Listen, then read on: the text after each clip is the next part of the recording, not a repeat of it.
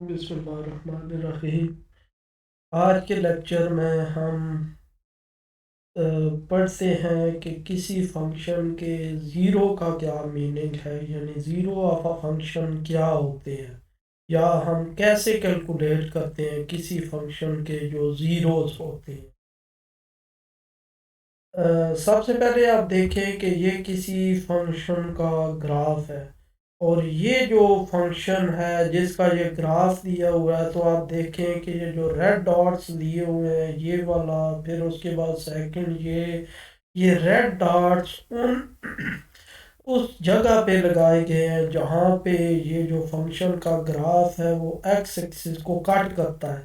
यानी ये above x axis है, फिर इस पॉइंट पे आके एक्स एक्सिस को टच कर जाता है, फिर कट करता हुआ नीचे आ जाता है, फिर उसके बाद इसी तरह दोबारा एक्स एक्सिस को कट करता है, ऊपर चला जाता है, फिर एक्स एक्सिस को कट करता है, नीचे आ जाता है। यानी ये पॉइंट्स हैं जहाँ पे एक्स एक्सिस को ये ग्राफ कट कर रहा है। इसी तरह अब देखें, सपोज ये फंक्शन है, कोई मैथमेटिकल एक्सप्रेशन दिया हुआ है किसी फंक्शन का, F of x equal x square minus 5x+6। अब अगर x की जगह पे 2 रिप्लेस करते हैं तो इधर आ जाएगा 2 का स्क्वायर माइनस 5, और x की जगह पे 2 आ गया +6। और F of 2 is equal to 2 का स्क्वायर 4 माइनस 5 2 ज़ा 10 +6। अब 6 और 4 10, और 10 माइनस 10 ज़ीरो। यानी x की जगह पे जब 2 रिप्लेस करें तो फंक्शन की वैल्यू आ जाती है ज़ीरो। इसी तरह इस दो फंक्शन को दोबारा लिखें तो x की जगह पे आप 3 पुट करें तो 3 का स्क्वायर माइनस 5 × 3 + 6। अब 3 का स्क्वायर हमारे पास क्या आ जाएगा, 9 माइनस 5 3 ज़ार 15 +6 इज इक्वल टू ज़ीरो। इसका मतलब ये है कि x की जगह पे 3 पुट करें तो तब भी ये फंक्शन ज़ीरो वैल्यू दे देता है। The zeros of a function, अब डेफिनेशन है जीरोज ऑफ अ फंक्शन की कि जीरो फंक्शन का जीरो क्या होता है। The zeros of a function are the values of x when f of x is equal to zero. यानी zero of a function से मुराद एक्स की वो वैल्यूज है जिनमें फंक्शन ज़ीरो वैल्यू दे देता है, वो उस फंक्शन के ज़ीरोज कहलाते हैं। इसका मतलब तो ये हुआ कि इसमें एक्स की जगह पे 3 पुट करने से ज़ीरो आ रहा है आंसर। इसका मतलब यह है कि इस फंक्शन एक्स इक्वल टू 3 जो है वो इस फंक्शन का ज़ीरो है। यानी हम कह सकते हैं कि zero of a function f of x is 3। इसी तरह इधर भी देखा हमने कि एक्स टू पुट करें तो ज़ीरो दे रहा है। इसका मतलब ये है कि फंक्शन ज़ीरो इस फंक्शन का जो ज़ीरो है वो टू है। टू भी ज़ीरो है, अब थ्री भी ज़ीरो है। हो सकता है, ऐसा हो सकता है कि एक फंक्शन के एक से ज़्यादा ज़ीरो हों, और ये भी हो सकता है कि एक फंक्शन के एक ज़ीरो हों, और ये भी हो सकता है कि किसी फंक्शन के कोई भी ज़ीरो ना हो। तो इसका ज्योमेट्रिकली मतलब क्या होगा या ग्राफिकली, अब देखें कि ये यानी कि ग्राफिकली हम ये देखते हैं कि जो भी किसी फंक्शन के ज़ीरोज़ हैं वो ऐसे पॉइंट्स होते हैं जहाँ पे उस फंक्शन का जो ग्राफ है वो एक्स एक्सिस को काट करता है। अगर इस हवाले से देखा जाए, इस ग्राफ को देखा जाए, तो इसका मतलब ये है कि इधर हमें नज़र आ रहा है इस ग्राफ में कि इस फंक्शन के 4 ज़ीरोज़ हैं। अब वो कौन कौन से हैं ये एग्जैक्ट तो हम नहीं कैलकुलेट कर सकते, क्योंकि -5 से ये कुछ आगे बढ़ा है, -4 से लेस है एग्जैक्टली, लेकिन इतना पता चल रहा है कि इस फंक्शन के 4 ज़ीरोज़ हैं। तो ऐसे भी हो सकता है कि कोई ग्राफ हो जिसमें कोई भी जीरो ना हो। कोई भी जीरो होने का मतलब क्या है फंक्शन के, कि फंक्शन का ग्राफ जरूर प्लॉट हुआ हुआ हो लेकिन एक्स एक्सिस को किसी पॉइंट पे भी कट ना करे। सपोज अगर ऐसे यहाँ पे एक पैराबोला ऐसे बना दिया जाए। अब ये देखें, ये जो मैंने एक इमेजिनरी एक पैराबोला बनाया यहाँ से लेके यहाँ तक, अब ये पैराबोला अबव एक्स एक्सिस है, एक्स एक्सिस को किसी पॉइंट पे कट नहीं कर रहा, तो इसका मतलब ये है कि इसका कोई जीरो नहीं है इस फंक्शन का, ये जो पैराबोला कोई इक्वेशन हो। इसी तरह अगर पैराबोला ऐसे ड्रा करें तो आप देखें इसके दो जीरोज आएंगे, एक इधर कोई आएगा और एक इधर कोई आएगा।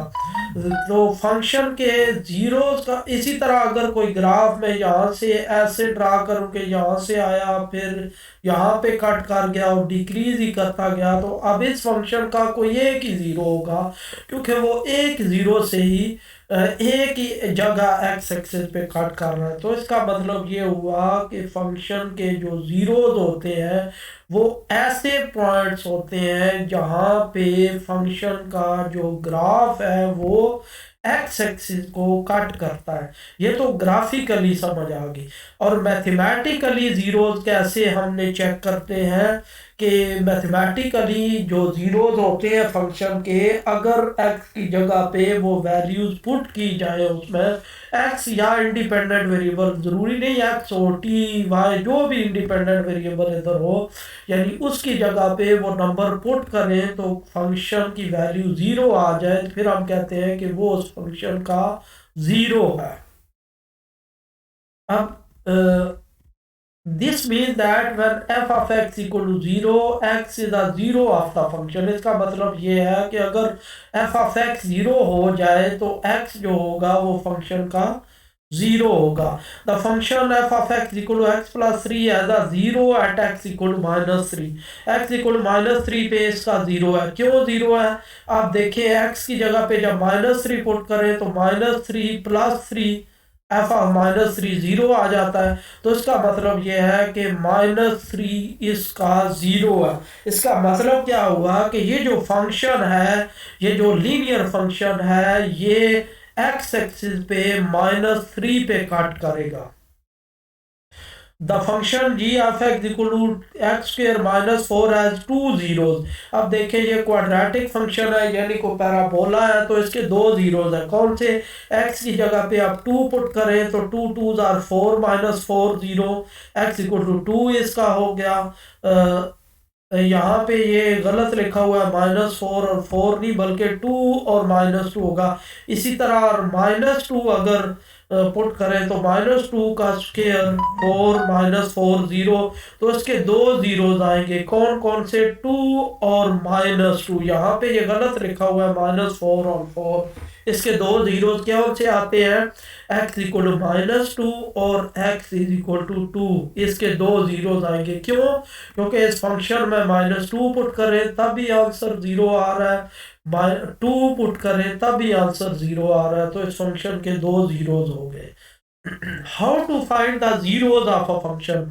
अब क्वेश्चन ये है, यहाँ तक तो समझ आ गई कि जीरो का मीनिंग क्या है फंक्शन के जीरो का, कि वो वैल्यू जब उधर पुट करे तो आंसर जीरो आ जाता है। लेकिन क्वेश्चन ये है कि ये जीरोज किसी फंक्शन के हम कैलकुलेट कैसे करते हैं। In general, given the function f of x, its zeros can be found by setting the function to zero.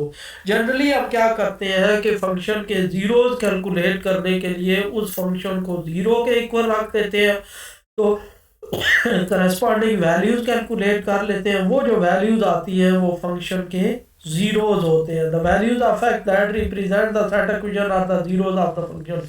यानी वो जो वैल्यूज है एक्स की है जो इक्वेशन से हम फाइंड करते हैं वो जीरोज हो जाते हैं फंक्शन के। अब इधर अगर आप देखें ये जो ग्राफ है f of x equal minus three sine x, इसमें देखें तो ये ग्राफ माइनस थ्री पाई, फिर minus two pi, minus pi, zero pi, two pi, three pi. इसका मतलब है ये सारे इस फंक्शन के जीरोज हैं, यानी माइनस थ्री पाई भी जीरो है इस फंक्शन का, माइनस टू पाई भी जीरो है, माइनस पाई भी जीरो भी, पाई, टू पाई, थ्री पाई, ये सारे इस फंक्शन के जीरोज हैं। और अगर आप पुट करें, अगर आप देखें यहाँ पे पुट करें एफ ऑफ जीरो सपोज, तो minus three sine zero zero हो जाएगा। F of pi minus three sine pi, और हमें पता होता है साइन पाई जीरो होता है तो जीरो हो गया। यानी ये सारी वैल्यूज बारी बारी इधर पुट करें तो फंक्शन में तो आंसर जीरो मिलता जाएगा।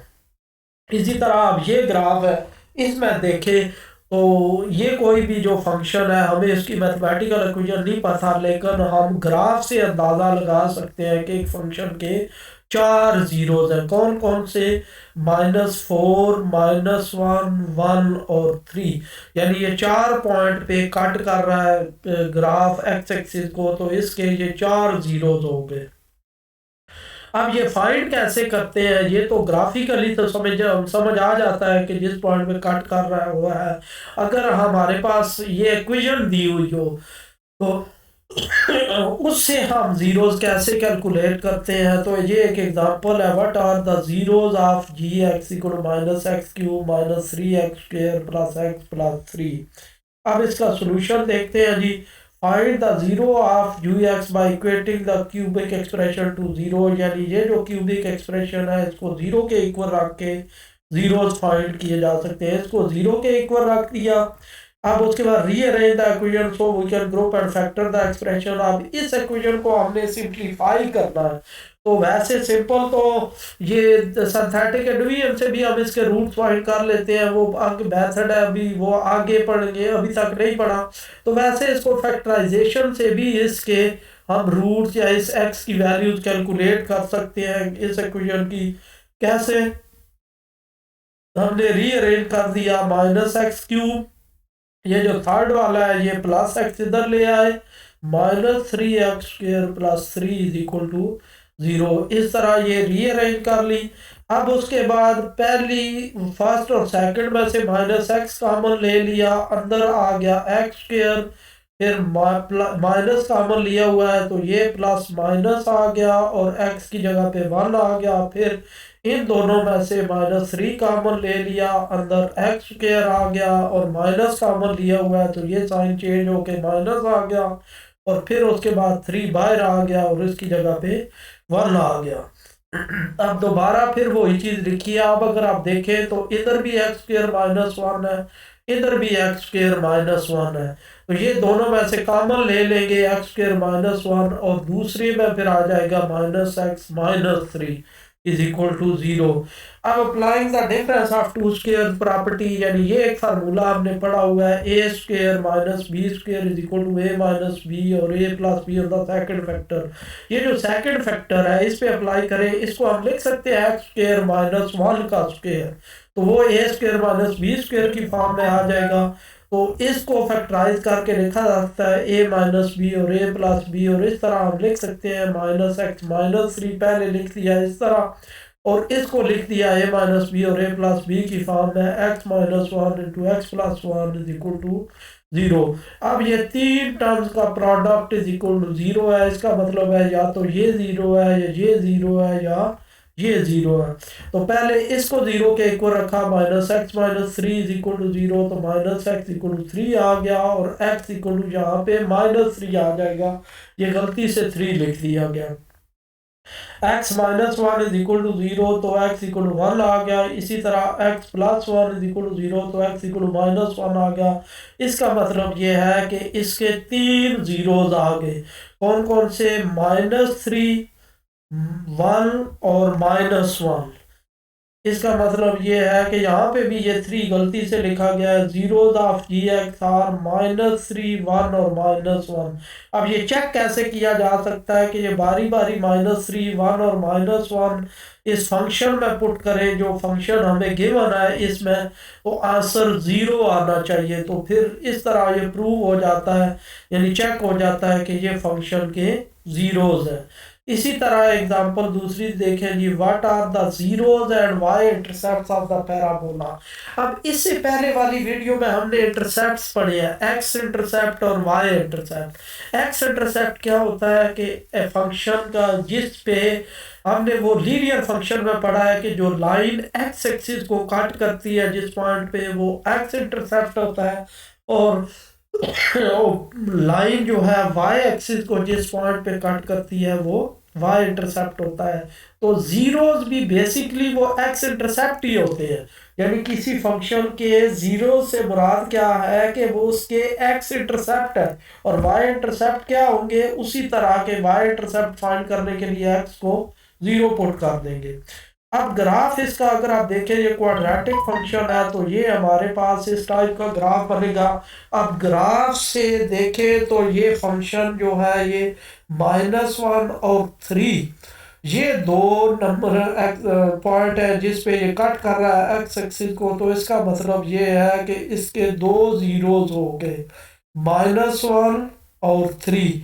और ये देखें वाई एक्सिस पे ये -3 पे कट कर रहा है, तो इसका मतलब है इसका वाई इंटरसेप्ट हो गया 0 -3। या दूसरे लफ्जों में इसके एक्स इंटरसेप्ट हो गए -1, 0, 3, 0, और इसका वाई इंटरसेप्ट आ गया 0 -3। और अगर जीरोज हम कहें तो फिर हम कहेंगे कि इसके दो जीरोज हैं, कौन कौन से, -1 और 3। उसका मतलब ये हुआ कि ये जो फंक्शन है इसका जो ग्राफ है वो एक्स एक्सिस को -1 और 3 पे कट कर रहा है।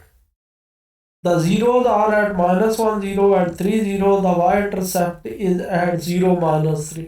यानी इसके दो जीरो इन पॉइंट पे है और y-intercept इसका 0 -3 पे है।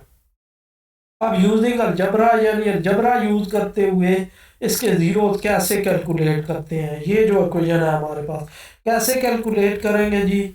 हम substitute 0 for y to find zero.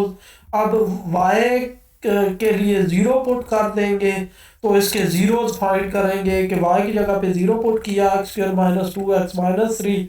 अब इसको फैक्टराइज करेंगे जिस तरह मैट्रिक लेवल पे या टेक्निक्स पढ़ी हुई हैं।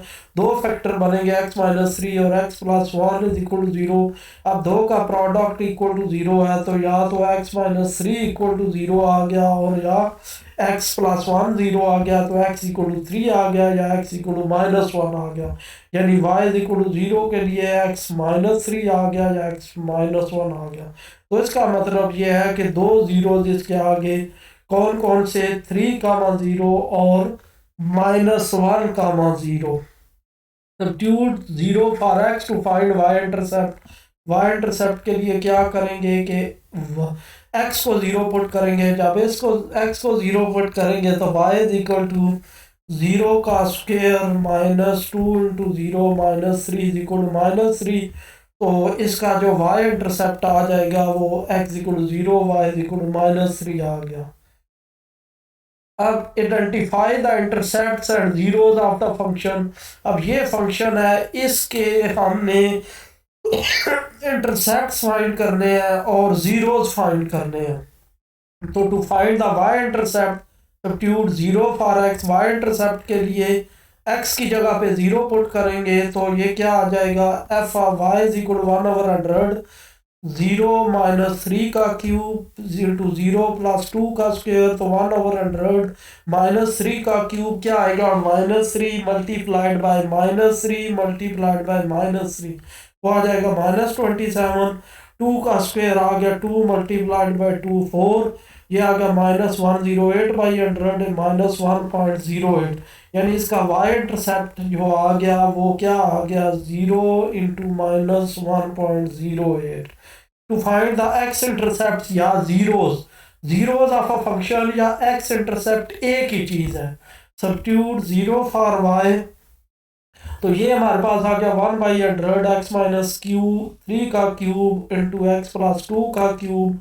अब तो इसके दो वैल्यूज आ जाएंगी, x = 3 और -2। अब ये कैसे आई है इस इक्वेशन के वर्किंग स्टेप्स, इधर या आगे मैं बता रहा हूँ जी कि इसके मतलब है कि y इंटरसेप्ट इसका आ गया 0 -1.08 और x इंटरसेप्ट आ गया 3 0 और -2 0। वर्किंग स्टेप्स उसके ये हैं जी, आप देखें 1/100 x - 3 का क्यूब × x + 2 का स्क्वायर = 0। 100 इधर डिवाइड हो रहा है, इधर आके मल्टीप्लाई होगा 0 हो जाएगा। x - 3 का क्यूब x + 2 होल का स्क्वायर = 0। इसका मतलब ये x - 3 का क्यूब = 0 और x + 2 होल का स्क्वायर = 0। इस अब x - 3 का क्यूब = 0 होता है, इसका मतलब है x - 3 = 0 का मतलब है x = 3। और दूसरा अगर x + 2 होल का स्क्वायर = 0, दोनों साइड पे स्क्वायर रूट लें तो x + 2 = 0, क्योंकि 0 का स्क्वायर रूट 0 ही आएगा, तो x = -2 आ गया। इसका मतलब यह है कि ये जो फंक्शन था इसके दो जीरोज आ गए 3 और -2। आगे ये एग्जांपल है, आप देखें कि एक्स इंटरसेप्ट और वाई इंटरसेप्ट का मतलब वही, सॉरी, एक्स इंटरसेप्ट का मतलब वही जीरोज ही है। यानी ये कोई फंक्शन है तो इसके जीरोज फाइंड करने के लिए क्या किया कि फंक्शन को जीरो के इक्वल रख दिया, 3x² plus 7x minus 6 equal to zero.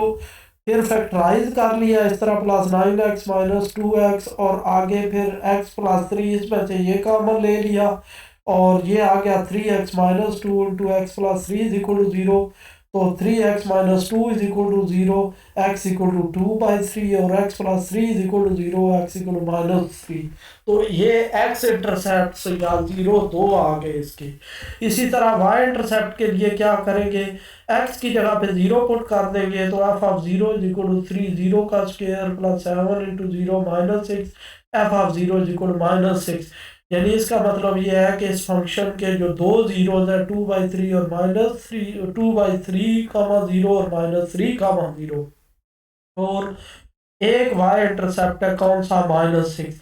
इसका मतलब ये हुआ, अब आप देखें कि अगर ये दो चीजें हम कैलकुलेट कर लें, इससे ये भी हम डिड्यूस कर सकते हैं कि अगर हम दो चीजें कैलकुलेट कर लें, कौन से जीरोज उस फंक्शन के, क्वाड्रेटिक फंक्शन की बात कर रहा हूँ ये, जिसकी ये डिग्री ट्यू हो, यानी उसके जीरोज अगर कैलकुलेट कर ले या एक्स इंटरसेप्ट कैलकुलेट कर ले और वाई इंटरसेप्ट कैलकुलेट कर ले, तो उससे हम उस फंक्शन का ग्राफ प्लॉट कर सकते हैं, पैराबोला बना सकते हैं। कैसे, पहले जो दो जीरोज है उसके यानी एक्स एक्सिस पे वो दो पॉइंट लगा दिए, फिर उसके बाद जो वाई इंटरसेप्ट है वाई एक्सिस पे वो पॉइंट लगा दिया।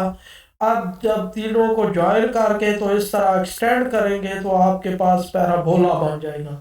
यानी जीरोज अगर पता चल जाए फंक्शन के और वाई इंटरसेप्ट पता चला, क्वाड्रेटिक फंक्शन की बात कर रहा हूँ, हर टाइप का फंक्शन नहीं।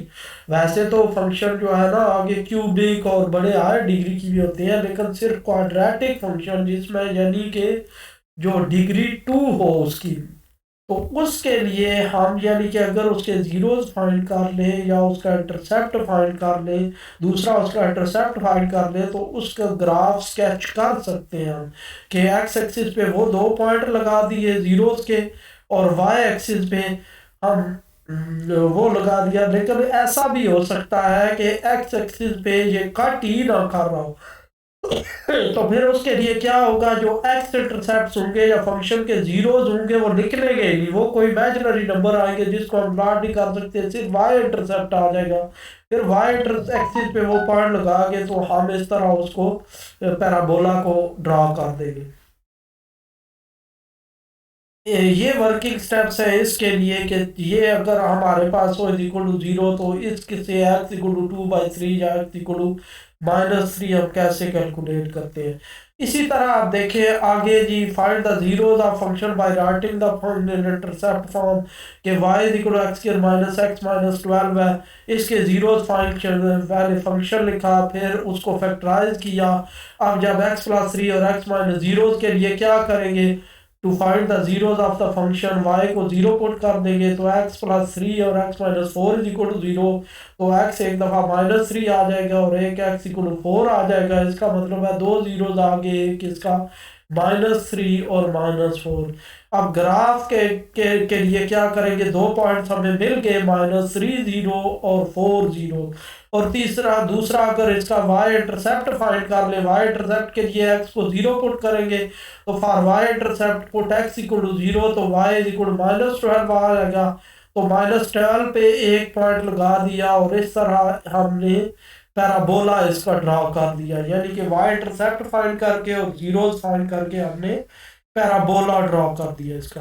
इसी तरह ये सेकंड है जी, बी पार्ट। इसमें अगर आप देखें x+6 और +6, अब देखते हैं कि दोनों एक जैसे हैं, तो x+6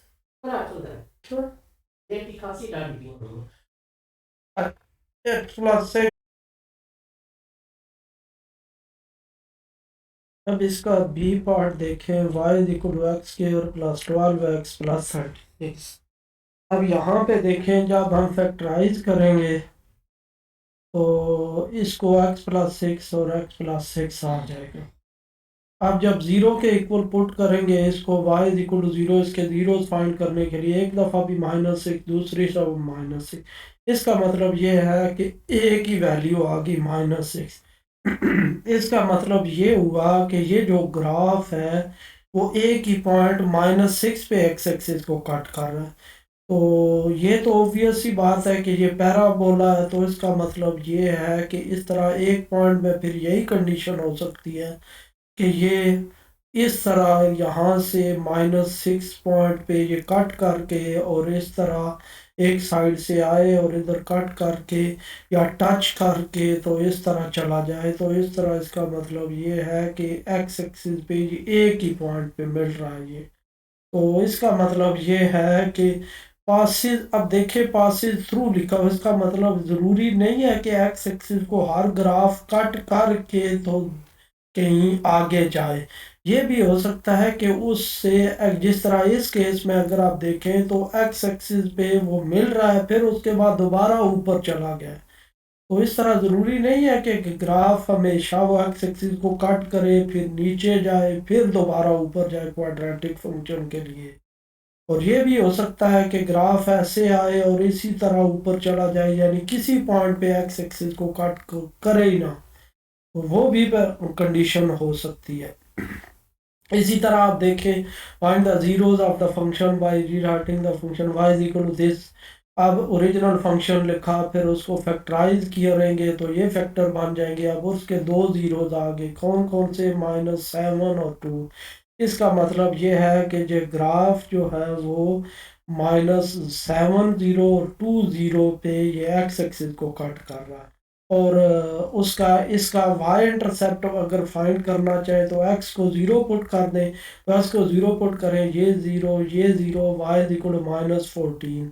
तो इसका मतलब ये है कि y इंटरसेप्ट इसका 0 और -14 आ गया। ये तीन पॉइंट्स लेके हम पैराबोला प्लॉट कर सकते हैं कि एक एक्स एक्सिस पे -7 0 पॉइंट ले लिया, दूसरा 2 0 पॉइंट ले लिया, तीसरा वाई एक्सिस पे 0 -14 ले लिया। तो इन तीनों को ज्वाइन करके आगे बढ़ाएंगे तो हमारे पास पैराबोला प्लॉट हो जाएगा। यानी इसका मतलब ये है कि हम जीरोस फाइंड, क्वाड्रेटिक फंक्शन के जीरोस फाइंड करके और एक वाई इंटरसेप्ट फाइंड करके हम उसका ग्राफ स्केच कर सकते हैं। इसी तरह ये एक एग्जांपल है जी, x² - 7x - 13। इसको अगर फैक्टराइज करें, ये फैक्टराइजेशन मैट्रिक लेवल पे ये सिखाई जा चुकी होती है। तो ये इसको अगर फैक्टराइज करेंगे तो इसके दो फैक्टर बनेंगे, x+3 × x−t। और जीरोज इसके क्या होंगे, y = 0 पुट कर देंगे तो x+3 = 0, x = -3 और x−10 = 0, x = 10। तो उसके दो जीरोज आ जाएंगे, एक -3 0 और एक 10 0। और y इंटरसेप्ट की अगर बात करें तो फॉर y इंटरसेप्ट तो x = 0, तो इधर 0 आ गया, ये 0 आ गया, y = -30 आ गया। तो इसका जो y इंटरसेप्ट है 0 -30 आ गया। तो इन तीनों पॉइंट्स को आप एक्स वाई एक्सिस पे ये पॉइंट आउट करके आप पैराबोला का ग्राफ स्केच कर सकते हैं। इसका मतलब ये हुआ कि जीरोस और एक वाई इंटरसेप्ट वो उसको वहाँ करके तो आप पैराबोला, कोई भी जो पैराबोला है आप उसको स्केच कर सकते हैं। इस ये फंक्शन है। अब इस फंक्शन में देखें तो ये फैक्टराइज करेंगे x-5, इसका मतलब ये है कि 5 एक ही इसका जीरोज हो गया। इसका मतलब ये है कि ये एक्स एक्सिस पे एक ही पॉइंट को टच करेगा। अब इसका अगर आप देखें ज़ीरो वाई इंटरसेप्ट, तो x 0 पुट करें तो f(0) 25 आ गया, यानी वाई एक्सिस पे ये 25 पे कट करेगा। तो इसका मतलब ये है कि अगर इस तरह हम एक्स और वाई एक्सिस लें तो इस तरह ये ग्राफ आएगा, वाई एक्सिस पे 25 पे कट करते और एक्स एक्सिस पर 5 पे टच करेगा और दोबारा इस तरह ऊपर चला जाएगा। और इसी तरह find the zeros of f(x)। अब इसके जीरोज फाइंड करें तो जीरोज याद है, एक्स इंटरसेप्ट का मतलब क्या होगा, यानी जिस पे ये ग्राफ एक्स एक्सिस पे कट कर रहा है। तो इसके जो जब हम इसको करें फैक्टराइज करेंगे और आगे का सॉल्व करेंगे तो इसके दो जीरोज आ जाएंगे, -7 और 1। तो जब हम फंक्शन में जीरोस का मतलब क्या होता है कि वो फंक्शन में जब वैल्यू पुट करें तो आंसर जीरो दे दे। तो -7 पुट करें तब ही आंसर जीरो आएगा, ये नीचे दिया हुआ है। और इसी तरह 1 पुट करें तब भी ये जीरो देगा। इसका मतलब ये है कि -7 जीरो और 1 जीरो इसके दो जीरोज है या एक्स इंटरसेप्ट है।